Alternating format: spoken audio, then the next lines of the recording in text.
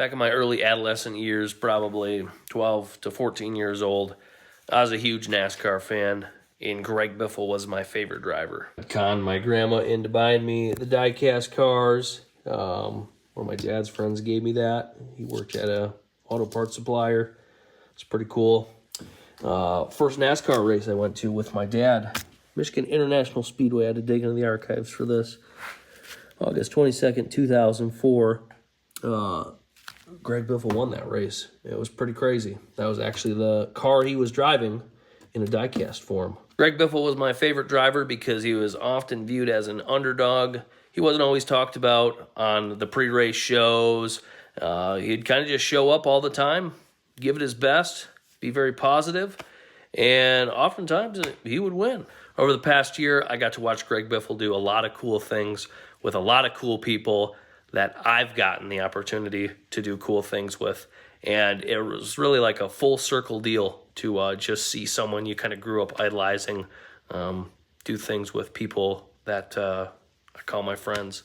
So I unfortunately never got to meet Greg Biffle. It was someone I was really looking forward to crossing paths with at some time. Unfortunately, never got to do that. And what happened to him and his family is nothing less than a tragedy. And I feel terrible about that, and I know a lot of people do too. People have idolized him for a long time, and they're going to continue to idolize him. He set a great example for a lot of people out there on what being a good person should look like, just doing everything for the hurricane victims, and I'm sure there's a bunch of other humanitarian things he's done that haven't been reported on, as that's just what good people do. Is do good things behind the scenes. So this holiday season, take the extra time to cherish people that you get to spend time with during the holidays and every day, because you never know when you might not be able to do that anymore. So rest in peace, Greg Biffle and your family. You've left a lasting impact on me and a lot of other people. All right, so it's been about a week or so since I picked up the new Pro R. And it's time to tear into this thing, do the first modifications. And unfortunately, it's not what everyone wants. It's not a turbo kit, unfortunately. However, it's something more practical that is going to come into a lot of use for the future of this thing. This first modification, I've went a lot of my life without one of these. The last unit, the Rex 3, had one immediately. Basically, any machine needs one of these out of the box. And I am talking about a winch. So this is the Polaris 6,000-pound winch kit for the Pro R. I think the same one fits multiple other Pro machines. I went with this kit, namely because Polaris accessories are very nice. So you can see here the wiring is all set up to the box and everything for the solenoid for the winch. Wiring's all pre-terminated, pre-clipped, if you want to call it that. So all these clips right here hold the wiring harnesses in engineered positions. So that's all very nice. Nice winch switch there. It's wireless too. This one also is 2-speed for fast recovery. So if you look down here, there's a neutral position, high speed, and then it was in low. So you use low for the gear reduction when you're trying to pull someone or pull yourself out, and then you use the high speed for pulling the winch back in. So definitely speeds things up. And then obviously the free spool position if you want to pull out on the rope with your hand. Nice piece. In addition to that, I got a new bumper for the front of this thing because you got to get rid of the little hoop bumper, unfortunately, when you go to one of these winches.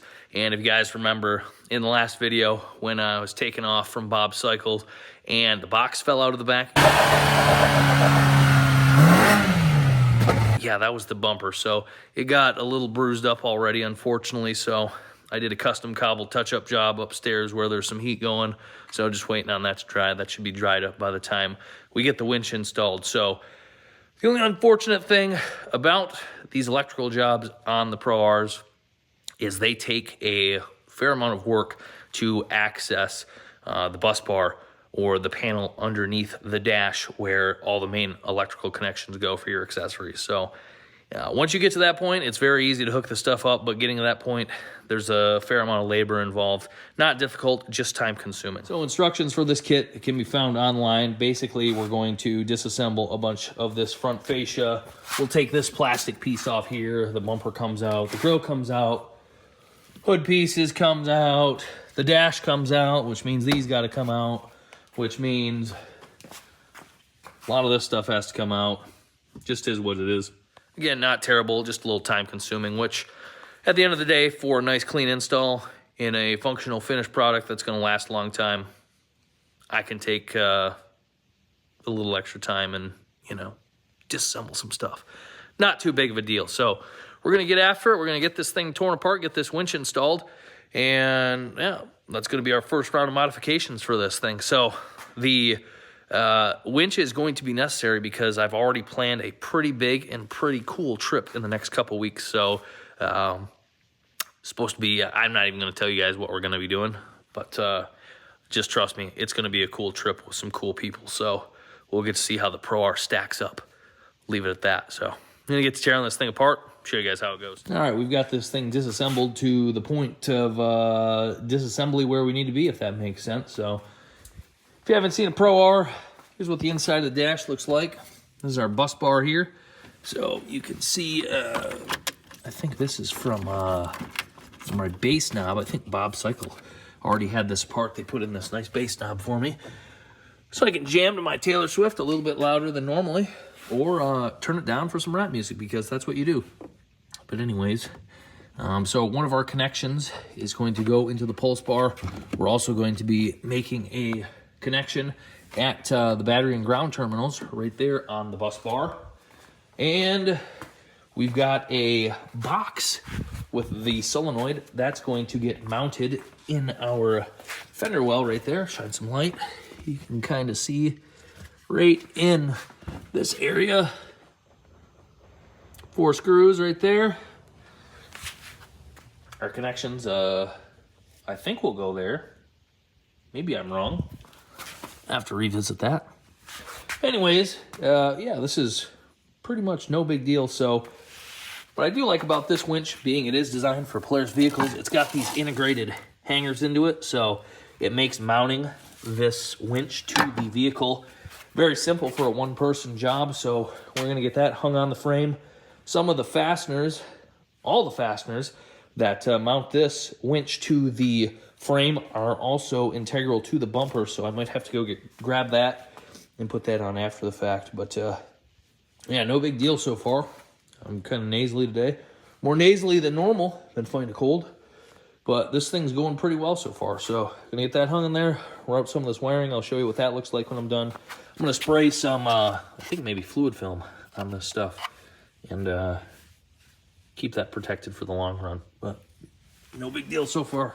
All right, productivity kind of slowed down. Maybe it's cold, maybe it's I'm tired. I don't really know. I've got all the wiring done. I've got the winch mounted. Basically, you just need to go back together, kind of show you guys a high level of how everything's routed. Routing some of this wiring was a little tougher than I anticipated, just based off where they want you to put the body clips that fastens the wiring harness to the body, and just getting everything routed nice and clean and proper. So you can do wiring one of two ways. You can do it right the first time, or you can do it right the second time. So I always take my time with wiring. It's very, very annoying and tedious order of operations, but to do it right, not have to worry about it in the future, very fulfilling. All right, so under here, wiring comes off the winch, routes up here, goes over the shock. There's a couple clips up there you probably can't see. They were tough to get to. Comes down to our box that we installed on the firewall of the machine. I sprayed fluid film on all the electrical connectors in there to prevent future corrosion. Hopefully that helps. And then underneath our dash, we've got our connections at the bus bar. Big power wire, ground wire, bus bar connection here, and then we had some wiring for our switch, conveniently located next to the mode switch for the driving modes. So I've already got the battery hooked up. We're gonna test this, make sure it works, and put our interior back together. So you can kind of see the bumper, it's not looking too bad. Touched it up with some roll bar paint because, hey, it could be a roll bar technically or untechnically. Anyways, so I've kind of, I don't really know if I want to say come to like the subtle red, you know, pieces on the machine. Obviously, we're losing the red bumper. What do you guys think? Should I powder coat this red? Because this will sit kind of like this. I'll get this final installed in a little bit. But I don't know, what do you guys think? Just a little extra red to help balance it out. I don't know. Tell me what you guys think. I might have it done. Might look good. All right, guys, I don't know if you'll be able to see this or not. Probably not. But got my wireless remote right here. She's gonna take off. Whoa. High speed is no joke. That works great. I already verified that the switch works, but this little wireless remote's very nice. Just make sure we turn it off. They want you to put this on the dash. I don't really want to mount this on the dash, I feel like, with how I ride. Probably end up losing it, so maybe we'll mount them out in the glove box or someplace, or just throw it in the glove box. We'll see, but very happy. Things turning out good. All right, the unit's done. Winch went on. No big deal, so budget a couple hours for this job, I would say, if you want to do a nice job.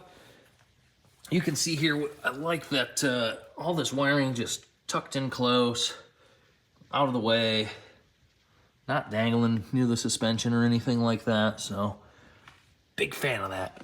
Very clean. Dash went back together good. Just classic, no big deal. Great upgrade. So that's it, guys. Just a basic winch install with the bumper. Looks clean, works good. It's gonna come in handy for this upcoming trip that I was mentioning earlier, so I think you guys will really like that one. Especially some of the guys that were a little confused by this machine purchase, so I'll leave it at that. But appreciate your guys' support in this matter. I'm really liking the RZR, just sitting here in the garage, haven't done anything with it yet besides put on the winch, listen to some music. It's a good unit. I'm excited to take it out, and we're gonna be doing that soon, so appreciate your support in this matter. We'll see you in a couple days. Also, there's where I mounted the wireless winch controller. Turned out good.